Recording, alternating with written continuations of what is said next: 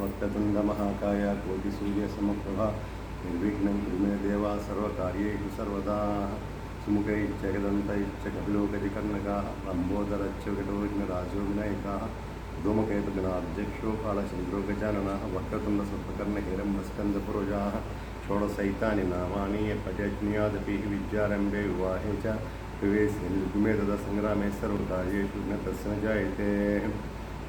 ओम एवं बुद्धि परम बुद्ध्वा संस्तुभ्यात्मनमात्मनाजिः शत्रुं महाबाहो कामरूपं दुरासदं यत्र योगीश्वर कृष्णो यत्र पार्थोदनुद्धरा तत्र श्रीविद्योद्भूति ध्रुवानीतिर्मतिर्मा ज्ञानानन्दमयं देवं निर्मलस्फटिकाकृतिम् आधारं सर्वविद्यानां हयग्रीवम् उपास्महेत्।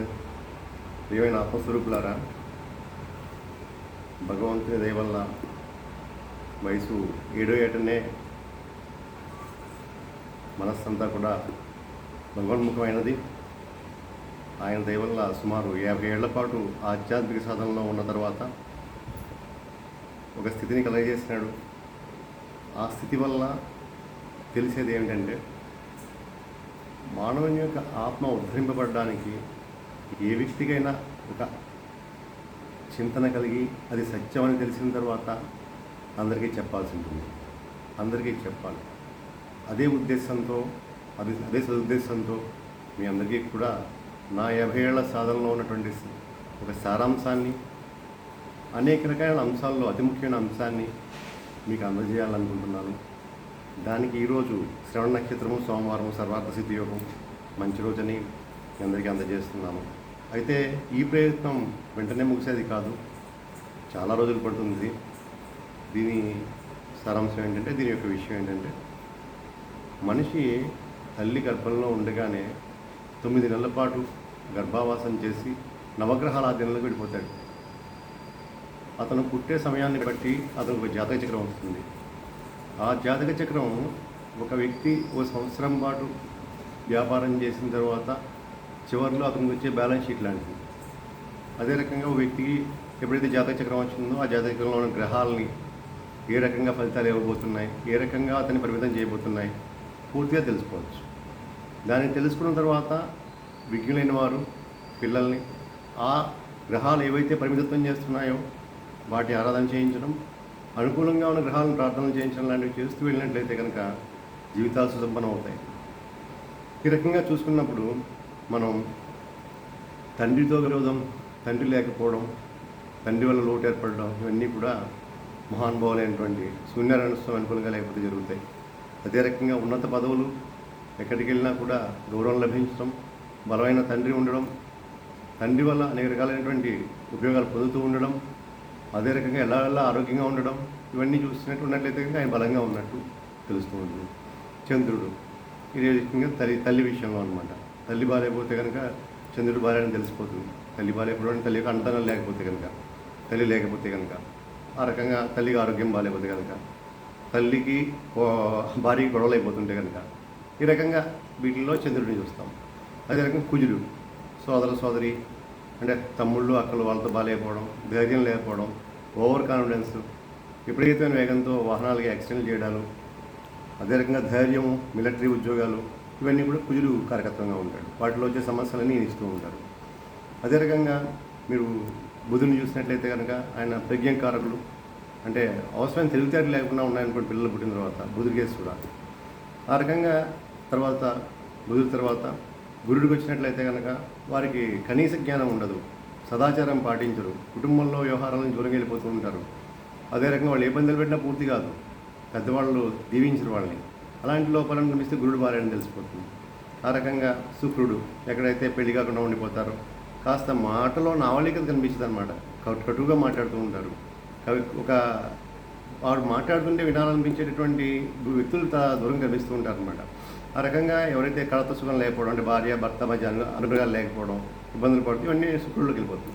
ఇక శని భగవానుడికి అయితే చెప్పనక్కర్లేదు, వారు మొత్తం చూపిస్తారన్నమాట. అంటే ఏ పని వెళ్ళినా ఫెయిల్ అయిపోతూ ఉంటుంది. అదే రకంగా ఎక్కడికి వెళ్ళినా కూడా ఇతన్ని వేరేగా పెట్టేస్తూ ఉంటారు. ఉన్నట్టుండి తన స్థానం నుంచి కిందకి జారిపోతూ ఉంటారు. అన్ని రకాల ఆరోగ్యాలు వస్తూ ఉంటాయి.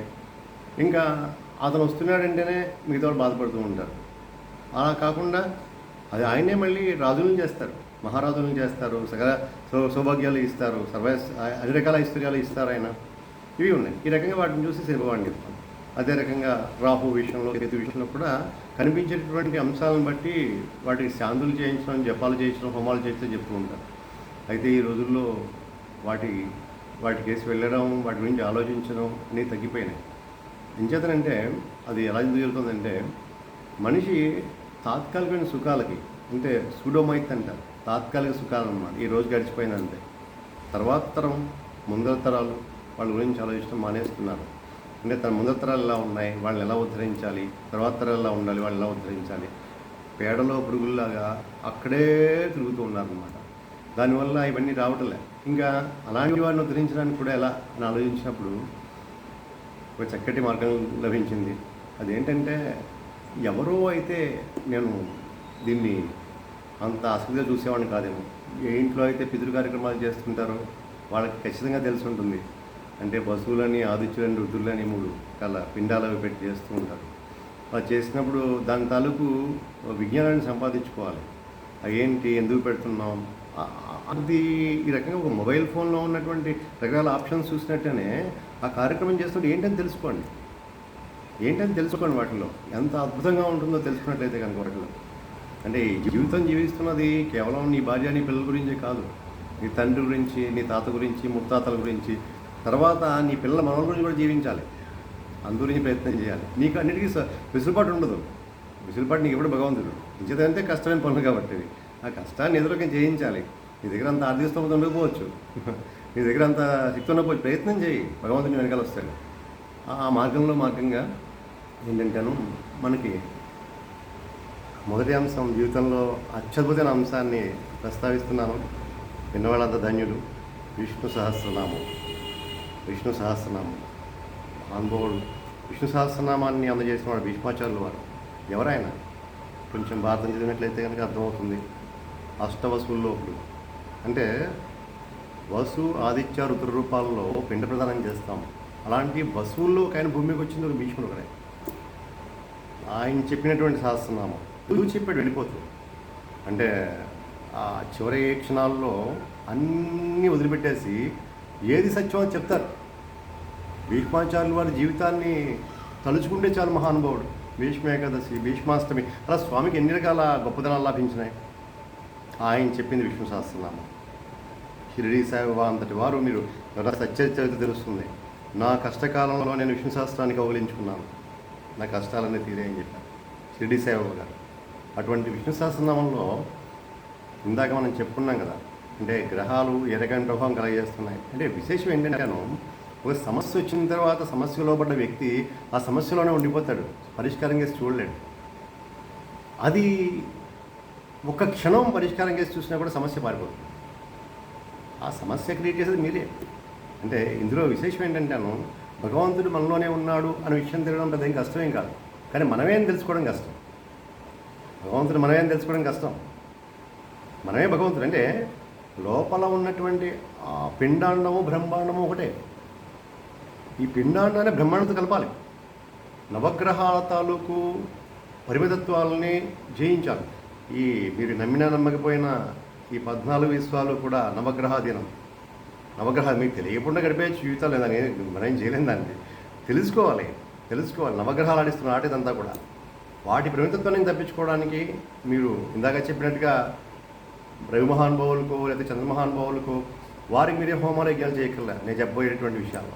మీరు విష్ణు సహస్రనామాలో ఒక నామాన్ని స్మరిస్తే సరిపోతుంది.